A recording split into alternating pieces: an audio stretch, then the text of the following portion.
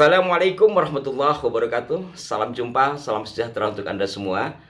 Para pemirsa Arah9 Channel, beberapa edisi yang lalu kami mengurai tentang adanya pemalsuan isi kitab dari Hadratus Syekh Kiai Haji Hasyim Asy'ari yang dilakukan oleh seorang Ustadz di daerah Pamekasan, Madura, yang kemudian minta maaf, dan cucu dari Kiai Haji Hasyim sendiri kemudian angkat bicara terkait dengan kitab tulisan sang kakek yang isinya dipelintir oleh seorang Ustadz tersebut.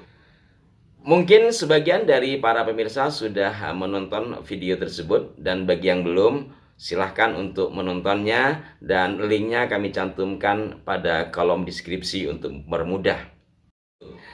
Nah, dari sini saya tidak akan mengulas lagi, tetapi saya ingat lagi kepada peristiwa beberapa bulan yang lalu. Ada kesamaan, yakni yang terjadi di Jawa Tengah. Seorang ustadz yang mengaku sebagai pengurus Ansor menyudutkan kaum Nahdliyin dengan amaliyah-amaliyah yang biasa dilakukan. Karena ini sudah agak lama, saya putar sedikit videonya. Kita ketengahkan kitabnya saja. Jadi siapa nanti orangnya yang berdusta atas ulama-ulama kita, terutama NU. Ini kita bacakan karena saya pribadi, yaitu notabene saya sendiri masih pengurus NU, jadi masih Ansor. Maka itu akan kita bacakan, yaitu kitabnya dari Mbah Soleh Darat Semarang. Ada kitabun Majmu' Syariah Al-Kafiyah lil Awam. Akan pada masyarakat bahwa acara seperti itu di kitab NU dilarang. Sekali lagi, ini adalah kitab I'anatus Thalibin, Ahkamul Fuqaha, solusi problematika aktual hukum Islam, keputusan Muktamar, Munas, dan Kombes Nahdlatul Ulama tahun 1926 sampai 1999 Masehi. Ini ada ringkasannya, saya baca ringkasan saja ini karena lengkap. Ini bukunya sama, Nahdlatul Ulama. Nah, kalau Ustadz yang di Pamekasan mengaku berdasarkan kitab Hadratus Syekh Kiai Hasyim Asy'ari yang isinya dipelintir untuk mempengaruhi jamaahnya, Ustadz yang di Jawa Tengah ini dia menggunakan kitab yang biasa dikaji oleh orang-orang NU atau santri-santri NU, juga kitab yang ditulis oleh guru dari pendiri NU, serta buku atau kitab Ahkamul Fuqaha yang isinya adalah hasil bahsul masail NU. Intinya apa? Ada kesan ingin membenturkan antara karya atau pendapat dari ulama NU terhadap amaliyah-amaliyah yang dilakukan oleh orang NU. Bagi Anda yang ingin menyaksikan video lengkapnya terkait ulasan atas Ustadz yang di Jawa Tengah, linknya kami cantumkan di kolom deskripsi. Nah, dari sini juga para pemirsa sekalian, saya ingat beberapa tahun yang lalu terhadap sebuah buku yang ditulis oleh Syekh Idahram yang diberi pengantar oleh Kiai Haji Said Agil Syirat dan Profesor Dr. As-Sumradi Azra. Judul bukunya Mereka Memalsukan Kitab-Kitab Karya Ulama Klasik. Dalam buku tersebut, Syekh Idahram memang khusus mengupas tentang kitab-kitab karya ulama salaf atau ulama klasik yang isinya sebagian dipalsukan oleh kelompok Wahabiyah. Dan ini sangat masif, tentu juga sangat berbahaya.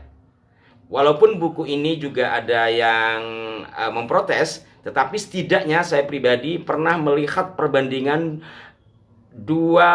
satu kitab yang diterbitkan oleh dua penerbit, yakni kitab Al-Adhkar karya Imam Nawawi. Pada faslun atau bab ziarah ke makam Rasulullah dirubah menjadi ziarah ke Masjid Rasulullah. Nah, apa hubungannya dengan Ustadz yang di Pamekasan dan yang di Jawa Tengah tadi? Nampak ada kesamaan, yakni bahwa mereka ingin mempengaruhi jemaah atau kaum muslimin muslimat yang berhalun ahlus sunnah wal jamaah dibenturkan dengan pendapat ulamanya sendiri. Dan dari sini bagi mereka yang umumnya kurang memahami tentang isi kitab ataupun sejarah, maka dengan mudah akan terpengaruh. Termasuk yang di Ustadz Jawa Tengah ini, saya beberapa kali mendapatkan telepon dari sahabat-sahabat saya di daerah, karena memang mereka tidak memiliki kitab tulisan Kiai Soleh Darat, kemudian juga tidak memiliki kitab Ahkamul Fuqaha, sehingga apa yang dikatakan oleh Ustadz Sugianto itu dipikir benar, padahal ya isinya ngawur gitu. Ini bukan maksud untuk memperkeruh suasana atau ghibah, ini lebih kepada menginformasikan kepada kita semua yang mudah-mudahan ada manfaatnya, bahwa memang ada gerakan-gerakan dari kelompok tertentu yang ingin merubah faham Ahlus Sunnah wal Jamaah yang sudah mapan di Indonesia, yang dibawa oleh Wali Songo, yang mereka lakukan dengan berbagai cara.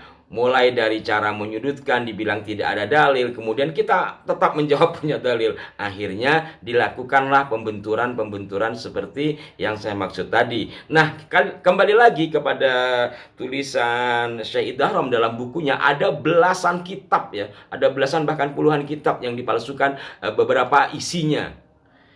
Nah, ini kan sangat bahaya bagi mereka yang bisa membaca Arab gundul, bisa menguasai gramatika bahasa Arab, membaca begitu saja ternyata isinya sudah dirubah. Maka di sini kalau di pesantren memang penting ketika ngaji ini kita ada gurunya. Jadi kita nyorok, kita mendengarkan ada guru yang mengajarkan. Yang pertama, khawatir ada pemalsuan seperti ini. Kedua, maksud dari muallif, dari penulis kitabnya biar sama.